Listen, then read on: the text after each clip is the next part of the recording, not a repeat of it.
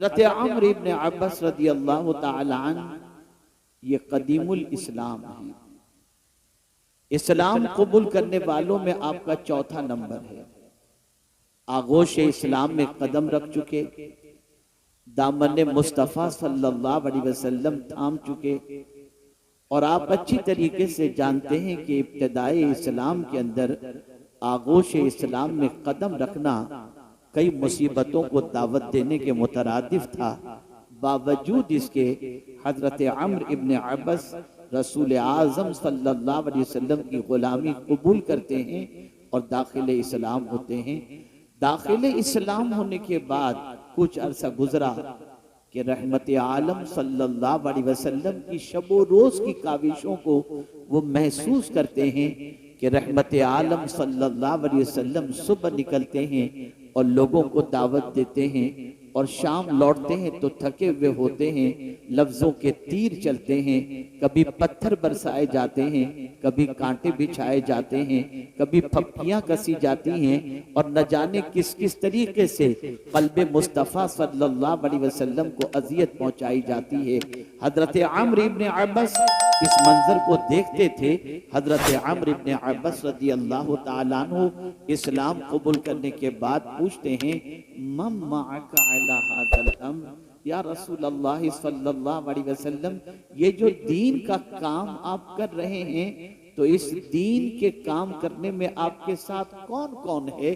तो अल्लाह के रसूल सल्लल्लाहु अलैहि वसल्लम ने फरमाया, उर्रुन व अब्दुन, एक आजाद है और एक गुलाम है। आजाद से मुराद अफजलुल बशर बादल अंबिया सय्यदना सिद्दीक अकबर रदियल्लाहु ताला अन्हु, और गुलाम से मुराद हजरत बिलाल रदियल्लाहु ताला अन्हु। इस सवाल के बाद रसूल आज़म सल्लल्लाहु अलैहि वसल्लम से जो उन्होंने सवाल किया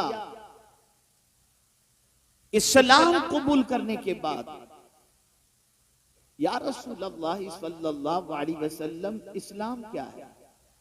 मल इस्लाम या रसूल अल्लाह, मुसलमान हो चुके हैं, कलेमा पढ़ चुके हैं, दाखिले इस्लाम हो चुके हैं, उसके बाद भी पैगंबर रहमत सल्लल्लाहु अलैहि वसल्लम से पूछते हैं, मल इस्लाम या रसूल अल्लाह, इस्लाम क्या है? आज मुझे वही आपको समझाना है। मेरे प्यारे आका सल्लल्लाहु ताला अलैहि वसल्लम के प्यारे दीवानों, कलेमा पढ़ लेने के बाद आदमी आगोश इस्लाम में कदम तो रख लेता है, लेकिन इस्लाम के कुछ तकाजे हैं, इस्लाम की कुछ रिक्वायरमेंट है। इस्लाम चाहता है कि सिर्फ तुम नाम के मुसलमान न बन के रहो, बल्कि मुसलमान अगर हो तो कंप्लीट मुसलमान बन जाओ। अल्लाह अज़्ज़ व जल्ल ने फरमाया, या अय्युहल्लज़ीना आमनू दुखुलू फिस्सिल्मि काफ़ा, ऐ ईमान वालो इस्लाम में पूरे पूरे दाखिल हो जाओ। जाहिर सी बात है, आप कलेमा पढ़कर मुसलमान हो चुके, आपको फायदा हुआ, लेकिन इस्लाम ये चाहता है कि आपकी जात नफा बख्श हो। इस्लाम ये चाहता है कि जिस मजहब के मानने वाले हो उस मजहब का हुस्न आपकी जबान से, आपके किरदार से छलकता हुआ दिखाई देना चाहिए। ये नहीं कि आप मुसलमान तो कहला रहे हैं लेकिन किरदार जाहिलाना आपका हो, अंदाज बिल्कुल बेवकूफ वाला हो, जिंदगी आपकी आवारगी की दहलीज पर पहुंची हुई हो। नहीं नहीं, बल्कि जब आपने मुसलमान अपने आप को कहा है तो आपकी जिंदगी से हुस्न इस्लाम छलकना चाहिए, हुस्न इस्लाम नुमाया होना चाहिए। इसीलिए अल्लाह के रसूल सल्लल्लाहु अलैहि वसल्लम से हजरत अम्र इब्न अब्बास ने पूछा, मल इस्लाम या रसूल अल्लाह, ए अल्लाह के रसूल इस्लाम क्या है?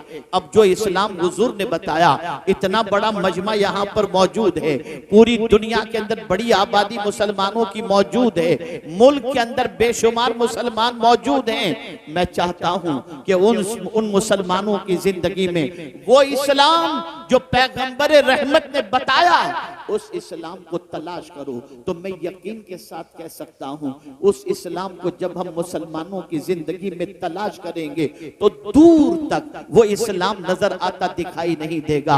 आप सोचते होंगे वो इस्लाम कौन सा है? जब पैगंबर रहमत सल्लल्लाहु अलैहि वसल्लम से पूछा गया मल इस्लाम या रसूल अल्लाह, ए अल्लाह के रसूल इस्लाम क्या है? तो मेरे आका सल्लल्लाहु अलैहि वसल्लम ने फरमाया तीबुल कलाम, पाकीज़ा बात करना। पाकीज़ा बात करना ये इस्लाम है।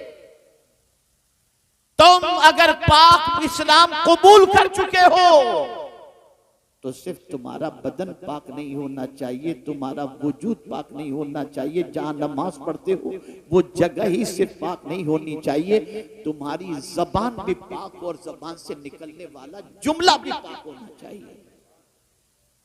तीबुल कलाम, एक मुसलमान जब जबान खोले तो उसकी जबान से निकलने वाले कलेमात पाकीज़ा हों।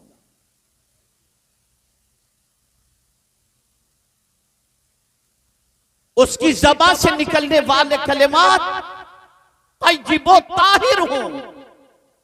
इसलिए कि पाकीज़ा कलेमात जब ज़बान से निकलते हैं तो वो दिल पर असर करते हैं, और जब कोई अच्छी बात करता है तो उस अच्छी बात करने वाले की मोहब्बत सामने वाले के दिल में अल्लाह पैदा कर देता है। इसको मैं मिसाल के जरिए समझाऊं तो आप अच्छी तरह से समझ सकेंगे। एक दुकान की, बड़ी मेहरबानी से आप चुप रहेंगे तो बड़ी नमाज,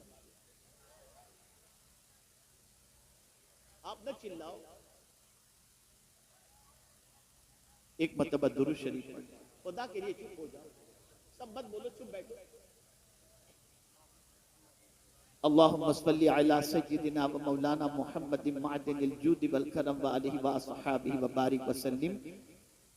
महफिल खराब होगी, सारा गुनाह आपके सर पर है। देखिए बच्चे लोग बेचारे क्या शोर शराबा कर रहे हैं। आप ना चिल्लाओ बाबा, बाबा ना चिल्लाओ, बस चुप हो जाओ, चुप हो जाओ, खामोशी से सुनो। शैतान नहीं चाहता कि कोई अच्छी बात आपके कान तक पहुंचे, और जो शरारत करेगा शैतान को सपोर्ट करने के मुतरादिफ होगा। खामोशी से समाज फरमाए। अर्ज ये कर रहा था अच्छी बात का असर। आप किसी दुकान पर सामान खरीदने के लिए गए, आपने एक पीस निकलवाया, नहीं यार ये अच्छा नहीं है, दूसरा बताओ, दूसरा निकलवाया, ये भी अच्छा नहीं है, तीसरा निकाला, और कोई डिजाइन हो तो बताओ, और कोई डिजाइन हो तो बताओ, और कोई आइटम हो तो बताओ। 50 चीजें आपने निकलवाई और उसके बाद आपने कहा कि नहीं मुझे पसंद नहीं है, और आप जाने लगे। तो आप जानते हैं वो सेल्समैन जो अच्छा होगा वो कहेगा फिक्र न करें, ये पसंद नहीं आया ना, 10 दिन के बाद नया स्टॉक आएगा, अब 10 दिन के बाद आइएगा, आपको हम नया माल बताएंगे। लेकिन अगर टेढ़ा सेल्समैन रहा, उसने कहा क्यों परेशान करने के लिए आ गए थे, क्या टाइम पास करने के लिए हमारी दुकान मिली, आप दूसरी बार उस दुकान में नहीं जाओगे। लेकिन जिसने ये कहा कि 10 दिन के बाद दूसरा नया स्टॉक आएगा, कोई बात नहीं, ये आपको पसंद नहीं आया तो आप कहेंगे जरा तुम्हारा कार्ड दे दो, हम तुमको फोन करके पूछ लेंगे, नया स्टॉक आए तो बता देना। पता चला जब नरमी से कोई गुफ्तगू करता है तो उसकी मोहब्बत अल्लाह दिल में पैदा कर देता है, लोग उससे मोहब्बत करना शुरू कर देते हैं, उसके करीब जाना शुरू कर देते हैं। अल्लाह अकबर। डॉक्टरों को यही सिखाया जाता है, डॉक्टर को बात करने का लहजा सिखाया जाता है, बात करने का अंदाज सिखाया जाता है। इसीलिए मरीज जब किसी तबीब के पास जाता है और 1000 बड़ी बीमारी में गिरफ्तार हो, लेकिन तबीब कहते आप फिक्र न करो, सब ठीक हो जाएगा, उसकी मुस्कुराहट से मोहब्बत भरे जुमलों की बुनियाद पर बीमार की आधी बीमारी की छुट्टी हो जाया करती है। पता चला अच्छे कलाम की तासीर हुआ करती है। आप लोगों से मिलें और मिलते वक्त क्या करता है, इस तरीके से बात करेंगे, कोई आपसे दोबारा मिलने की ख्वाहिश नहीं रखेगा, लेकिन आप मिलेंगे, कब आए, कैसे हैं, घर वाले कैसे हैं, तो मुलाकात की तमन्ना पैदा होगी। या रसूल अल्लाह, आपकी अजमतों पर कुर्बान, ऐसा ढंग हमें सिखा दिया कि दुनिया हमसे नफरत नहीं, हमसे मोहब्बत करे, लेकिन हम ही कम नसीब हैं कि आपके तरीके को छोड़कर नफ्स और शैतान की उकसाहटों के शिकार बन गए। आज हमारे लबो लहजे को देख लीजिए, हमारे बात करने के अंदाज को देख लीजिए। हमारी कौम तो पहचानी ही जाती है मां बहन की गालियों से। बात करने की तमीज नहीं, बात करने का लहजा नहीं, बात करने का अंदाज नहीं, बात करने का सलीका नहीं, कोई चीज भी नहीं। और हम अपने आप को मुसलमान कहते हैं। ए अल्लाह के रसूल सल्लल्लाहु ताला अलैहि वसल्लम के प्यारे दीवानों, अगर हम कुरान का मुताला करें तो कुरान हमें बताता है किससे कैसे बात करनी चाहिए, कुरान उसका तरीका हमें बताता है। आइए सबसे पहले जनरल इंसानों से बात करने के हवाले से कुरान क्या कहता है, तो कुरान कहता है वक़ूलू लिन्नासे हुस्ना, लोगों से अच्छी बात कहो। अल्लाह अकबर। जब भी बात करो तो अच्छी तरीके से बात करो, जब भी बात करो तो अच्छे अल्फाज इस्तेमाल किया करो, अच्छे लफ्जों का इंतखाब किया करो। लोग कहते हैं लफ्जों का क्या, जो चाहो बोल दो। नहीं नहीं, लफ्जों की ताकत होती है, लफ्जों की कुव्वत होती है, अल्फाज बड़े मानी रखते हैं, अल्फाज की बड़ी ताकत होती है। मेरे प्यारे आका सल्लल्लाहु अलैहि वसल्लम के प्यारे दीवानों, कुफ्र की वादियों के अंदर पूरी जिंदगी गुजारने वाला शख्स अगर जिंदगी की आखिरी सांस के वक्त कलिमा तैयबा पढ़ ले, एक कलिमे की बुनियाद पर जिंदगी के कुफ्र के सारे गुनाह अल्लाह माफ फरमा देता है और वो जन्नत का हकदार बन जाता है। एक कलिमे की बुनियाद पर जो उसने ज़बान से अदा किया, उसका कुफ्र भी मिटा और उसके गुनाह भी मिट गए। और 60 साल शादी की जिंदगी के गुजर चुके हैं और बड़ी अच्छी जिंदगी गुजर रही है, लेकिन अगर गुस्से में आने के बाद शौहर ने सिर्फ 3 लफ्ज अपनी बीवी को कह दिए, तलाक तलाक तलाक, तो जिंदगी के लिए वो हराम हो जाया करती है। पता चला लफ्जों को मामूली न समझो, ज़बान से निकलने वाले अल्फाज को हल्का न समझो, अल्फाज की बड़ी कीमत होती है। अगर ये कीमत न होगी तो कभी बुखारी शरीफ की आखिरी हदीस के अंदर ये कहना आता कि कलिमतान खफीफतान अल्लाह कलिमतान हबीबतान इलर रहमान खफीफतान अलल लिसान सकीलतान अलल मीज़ान। आप जरा सोचो तो सही, सुबहानल्लाह व बिहम्दिही सुबहानल्लाहिल अज़ीम अगर कोई पढ़ ले तो ये कलिमात ऐसे हैं जो रहमान को महबूब हैं, मीज़ान पर वज़नी हैं, ज़बान पर हल्के हैं। पता चला कलिमात की ताकत होती है, अल्फाज की ताकत होती है। कुरान कहता है मा यल्फिज़ु मिन कौलिन इल्ला लदैहि रक़ीबुन अतीद, हर लफ्ज हमारा नोट किया जाता है, हर लफ्ज हमारा लिखा जाता है, हर लफ्ज हमारा महफूज किया जाता है। मेरे प्यारे आका सल्लल्लाहु अलैहि वसल्लम के प्यारे दीवानों, आप जरा देखें, जनरल इंसानों से बात करनी हो तो कुरान कहता है वक़ूलु लिन्नासि हुस्ना, लोगों से अच्छी बात कहो। और खुद हुजूर से फरमाया वक़ुल लिइबादी यक़ूलु लती हिया अहसन, मेरे महबूब मेरे बंदों से कह दो जब भी बोले तो अच्छी बात हो।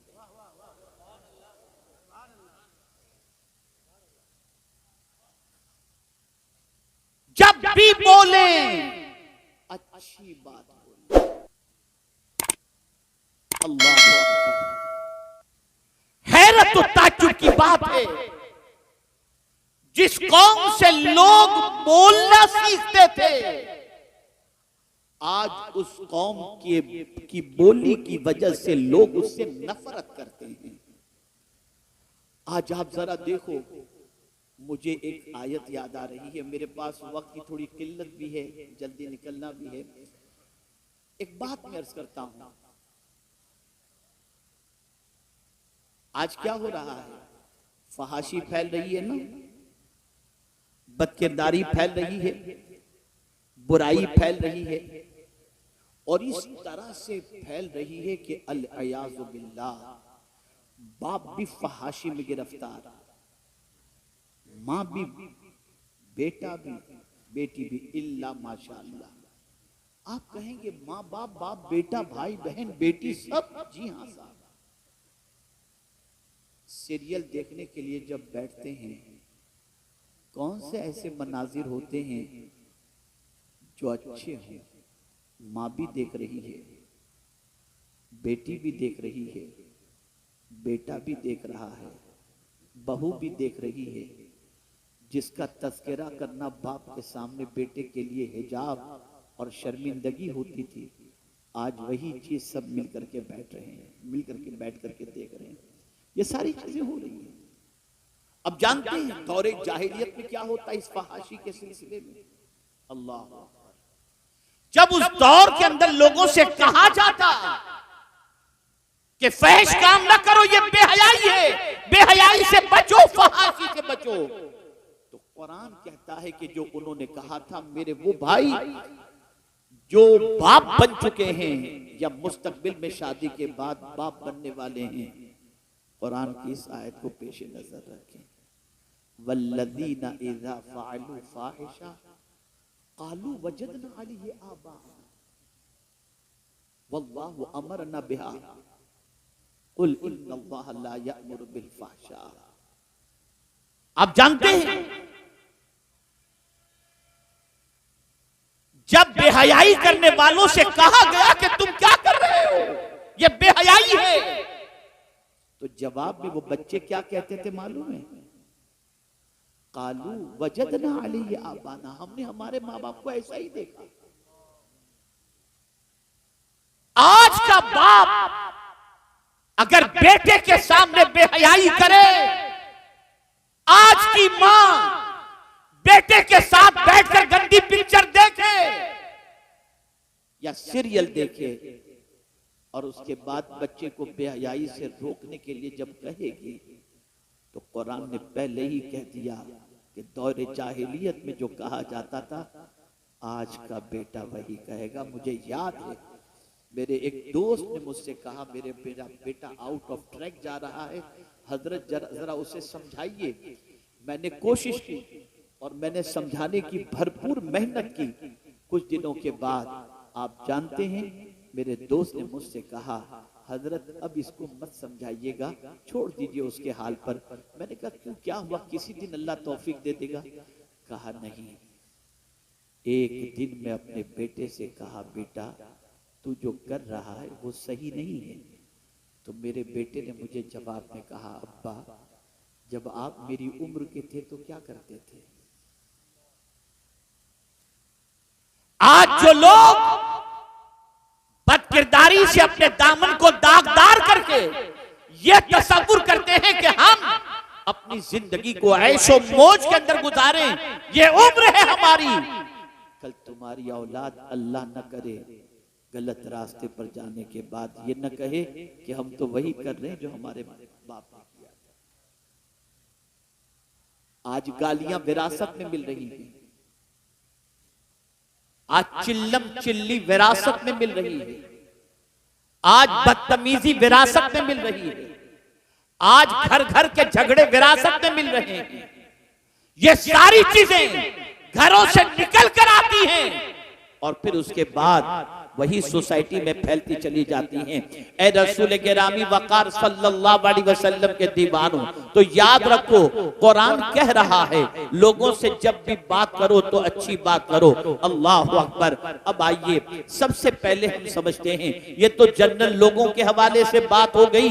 अब कुरान मुकद्दस से पूछते हैं, ए कुरान तू बता, अल्लाह से बात करनी हो तो कैसे करें, अल्लाह से कलाम करना हो तो कैसे करें, अल्लाह से मारूजात पेश करने हो तो कैसे करें। बसाइब के पहाड़ टूट रहे हैं, तकालीफ की वादियों से गुजर रहे हैं, ऐसा लग रहा है कि अब तकलीफ का आसमान फटेगा और हम खत्म हो जाएंगे, अब जमीन में जलजला पैदा होगा, हम बर्बाद हो जाएंगे। मुआशी बदहाली के शिकार हैं, बच्चियां जो है वो जवानी की दहलीज पर पहुंच चुकी हैं, कोई रिश्ता नहीं आ रहा, कर्ज के बोझ तले दबे हुए हैं, बीमारियां घर का साथ छोड़ने को तैयार नहीं है, लड़के आवारगी के रास्ते पर जा रहे हैं, ऐसा लगता है कि मुसीबत ने हमारे घर ही का रुख कर लिया।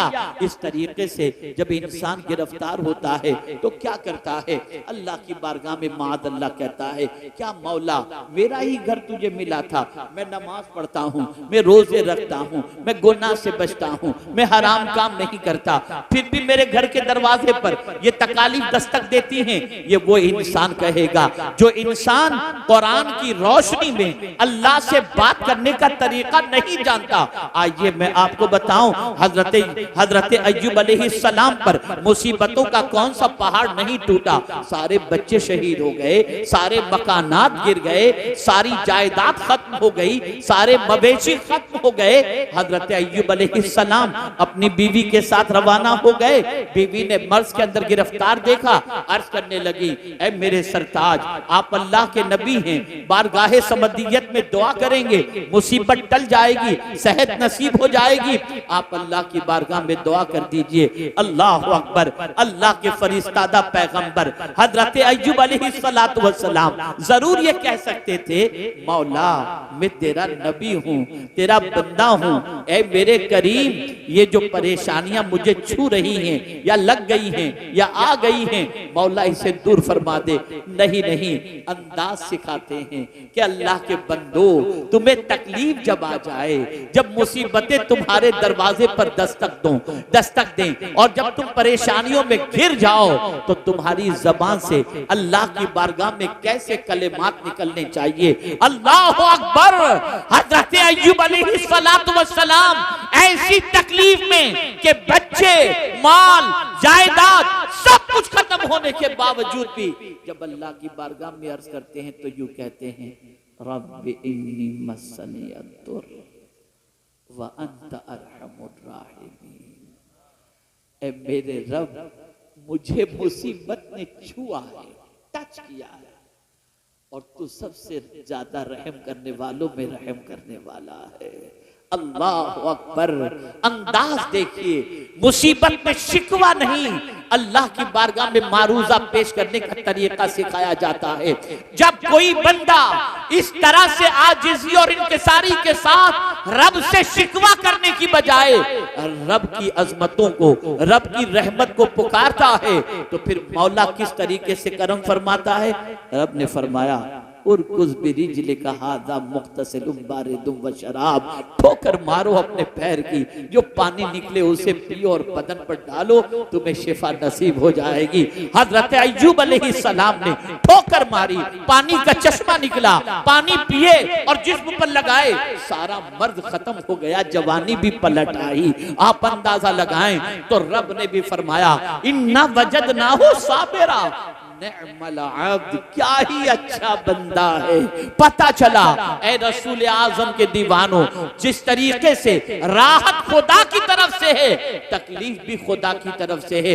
इसीलिए सूफियाए किराम की जबान पर कभी शिकवा नहीं होता था। जिस तरीके से हम राहतों का इस्तकबाल करते हैं, वो अल्लाह की तरफ से आने वाली मुसीबतों का इस्तकबाल करते थे। इसलिए कि वो कहा करते थे कि राहत के अंदर हमारी खुशी का भी दखल है, लेकिन मुसीबत में तो सिर्फ खुदा की खुशी का दखल है। इसलिए कि वो चाहता है तभी मुसीबतें आती हैं। ऐ रसूल गिरामी वक़ार सल्लल्लाहु अलैहि वसल्लम के दीवानों, तो अल्लाह की बारगाह में कैसे अर्ज करना चाहिए, ये तरीका कुरान सिखा रहा है। हुजूर की बारगाह में कैसे अर्ज करना चाहिए, अल्लाहु अकबर। तो कुरान कहता है, या अय्युहल्लज़ीना आमनू ला तक़ूलू राइना वक़ूलू उन्ज़ुरना। अल्लाहु अकबर। या रसूल अल्लाह, नजर करम कीजिए। रसूल आजम की बारगाह में जब अर्ज करना हो तो इस तरीके से अर्ज करो। और अल्लाहु अकबर, रसूल की आवाज पर अपनी आवाज को बुलंद न करो। आज तक आपने सुना है कि तकवा उसको कहा जाता है जो बंदा अल्लाह से डरे, उसे तकवा, जो गुनाहों से बचे उसे तकवा। लेकिन तकवा का एक अंदाज कुरान ने यह भी बता दिया, और इस तकवे का मेयार इतना बुलंद बता दिया कि जिसकी कोई इंतहा नहीं। कुरान कहता है, इन्नल्लज़ीना यग़ुद्दूना अस्वातहुम इंदा रसूलिल्लाह उलाइका अल्लज़ीना इम्तहनल्लाहु क़ुलूबहुम फित्तक़वा। अल्लाहु अकबर। जो रसूल के सामने अपनी आवाज को पस्त रखते हैं, अल्लाह ने उनके दिल को तकवा के लिए चुन लिया है। ये रसूल की बारगाह का अदब है, वहां ढंग है, बात करने का तरीका सिखाया जा रहा है। माँ बाप से कैसे बात की जाए, माँ बाप से कैसे बात की जाए, तो कुरान कहता है अल्लाहु अकबर, वक़ज़ा रब्बुका अल्ला तअबुदू इल्ला इय्याह व बिल वालिदैनि इहसाना इम्मा यबलुगन्ना इंदकल किबरा अहदुहुमा औ किलाहुमा फला तकुल लहुमा उफ वला तनहरहुमा वकुल लहुमा कौलन करीमा। अल्लाहु अकबर। बहुत सारे यहाँ दानिश्वर होंगे, तबीब होंगे, डॉक्टर होंगे, साइकोलॉजिस्ट होंगे, साइक्रेटिस्ट होंगे, जानते हैं कि बूढ़े की साइकोलॉजी क्या होती है। एक माँ या बाप जब बुढ़ापे की दहलीज पर पहुंच जाए, अरमान सारे खत्म हो जाते हैं। अच्छे पहनने का अरमान नहीं, अच्छे खाने का अरमान नहीं, अच्छे घर का अरमान नहीं, अच्छी गाड़ी का अरमान नहीं, इसलिए कि उम्र के उस हिस्से में पहुंच चुके हैं जहां बस जिंदगी कट रही है। तो बुढ़ापे में एक बाप अपनी औलाद से क्या चाहता है, एक माँ अपनी औलाद से क्या चाहती है। अल्लाह अकबर। कुरान ने उस नफ्सियात को सामने रख करके बुढ़ापे के ही दौर को याद करवाया और फरमाया इम्मा यबलुगन्ना इंदकल किबरा अहदुहुमा औ किलाहुमा। जवान की बात नहीं फरमाई कि जब तुम्हारे माँ बाप जवान हो तो उफ न कहो, हालांकि जवानी में भी उफ नहीं करना चाहिए, लेकिन अगर तुम्हारे माँ बाप में से कोई बुढ़ापे को पहुंच जाए तो उन दोनों में से किसी को उफ भी न कहो, उन्हें झिड़को भी नहीं। मेरे करीम उनसे कैसे बात करें, तो कुरान कहता है वकुल लहुमा कौलन करीमा, उनसे इज्जत से बात करो, उनसे प्यार से बात करो। बुढ़ापे की दहलीज पर पहुंचने वाले माँ बाप अपनी औलाद से किसी और चीज की तमन्ना नहीं रखते, एक ही तमन्ना रखते हैं, बच्चा मुझसे प्यार से बात तो करे। यार जब देखो तब झिड़कता रहता है, इस उम्र में हम कहां जाएं, ये बाप कहता है। लेकिन जब एक बच्चा अपने बाप के बुढ़ापे के पहुंचने के बाद, माँ के बुढ़ापे में पहुंचने के बाद जब नरमी से बात करता है, शफकत से बात करता है, प्यार से बात करता है, बेटा सो रहा होता है, माँ की दुआएं बाप इजाबत से टकरा रही होती हैं। ए अल्लाह, बुढ़ापे में जिस तरह से मेरी औलाद ने मुझे सुकून की दौलत अता फरमाई, तू भी इसे सुकून की दौलत से माला माल कर देना। बुढ़ापे में माँ, लेकिन आज बुढ़ापे में बाप को बुढ़ा कहा जाता है, डेड स्टॉक कहा जाता है, झिड़का जाता है, खुसट कहा जाता है, न जाने क्या क्या कहा जाता है। यह सब इसलिए कहा जाता है कि तुमने कुरान से किससे कैसे बात की जाए, तुमने ये सलीका नहीं सीखा, ये तरीका नहीं सीखा। अरे यहां तक सरबराहे ममलिकत से बात करनी हो, वक्त के हुक्मरान से बात करनी हो, खुदा की कसम उसका तरीका भी कुरान सिखाता है। आओ मैं तुम्हें बताऊं, हजरत मूसा अलैहिस्सलाम को, हजरत हारून अलैहिस्सलाम को, दोनों को जब रब कदीर फिरऔन की तरफ भेजता है तो फरमाता है वकूला लहू कौलन लय्यिना, तुम दोनों उससे नरमी से बात करना। अल्लाह अल्लाह, अंदाज तो देखिए कुरान का, किस किस से कैसे बात की जाए, कुरान ढंग सिखाता है। बस एक आखिरी बात अर्ज कर दूं, इसलिए कि वक्त इजाजत नहीं देता कि मजीद इस पर गुफ्तगू कर सकूं। आप जानते हैं यहां तक कि मांगने वाला दरवाजे पर साइल आए, उससे कैसे बात की जाए, उसका अंदाज भी कुरान सिखाता है।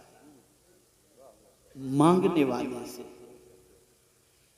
माह रमजान आ रहा है, लाइन लगेगी हर किस्म के मांगने वालों, कुछ अपने लिए मांगेंगे, कुछ कौम के लिए मांगेंगे, कुछ आपकी आखिरत के लिए मांगेंगे, कुछ आपके फायदे के लिए मांगेंगे, सारी चीजें होंगी।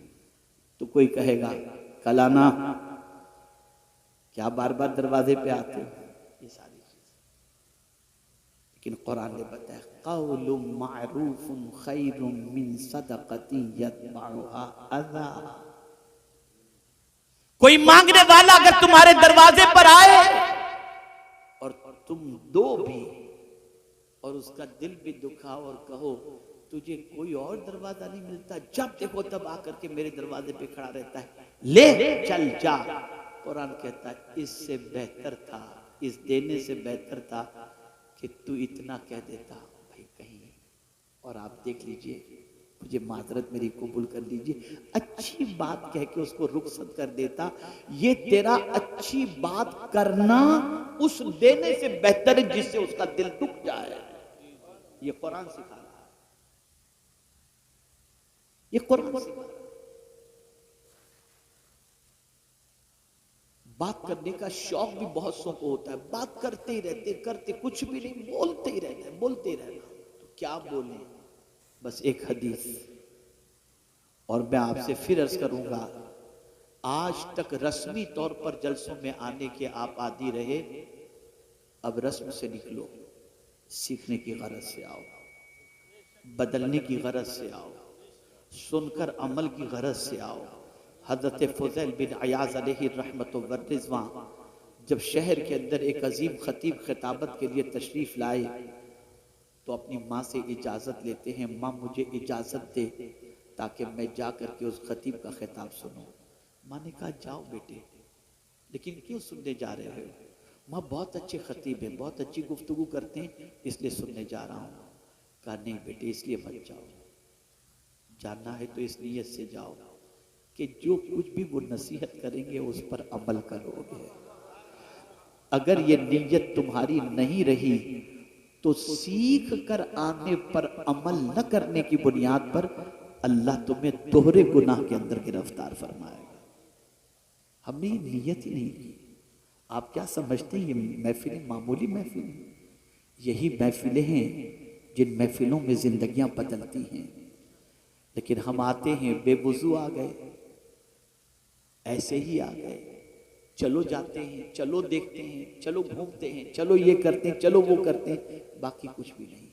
इसलिए कोरे आते हैं, कोरे चले जाते हैं। आकाए करीम सल्लल्लाहु अलैहि वसल्लम ने इरशाद फरमाया, जो शख्स, इस हदीस को हमेशा के लिए ज़हन में महफूज कर लो, जो शख्स अल्लाह और यौमे आखिरत पर ईमान रखता हो उसे चाहिए कि अच्छी बात करे वरना चुप रहे। ये हुजूर का इरशाद है। और रसूल आज़म सल्लल्लाहु अलैहि वसल्लम ने इरशाद फरमाया, जो शख्स अपनी जबान और शर्मगाह की हिफाजत का जिम्मा ले, मैं उसकी शफाअत का जिम्मा लेता हूं।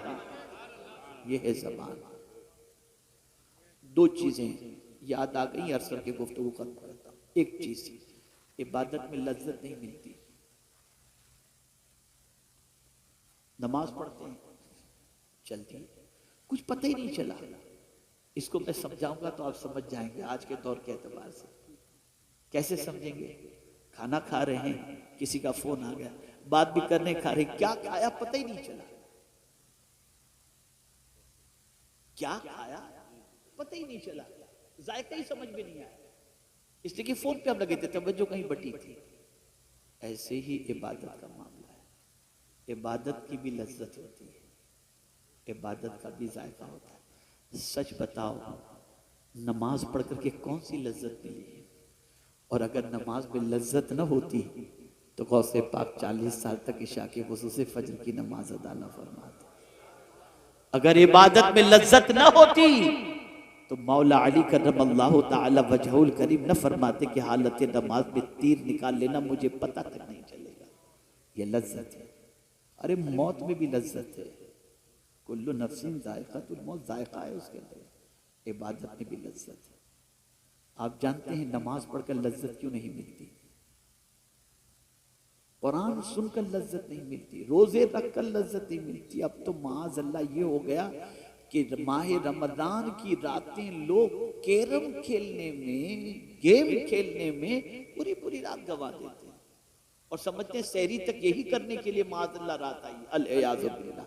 अर्ज कर रहा था, इबादत में लज्जत नहीं मिलती। मैं अभी कुछ दिनों पहले एक किताब पढ़ रहा था, एक बुजुर्ग का कौल नजर से गुजरा, रोंगटे खड़े हो गए।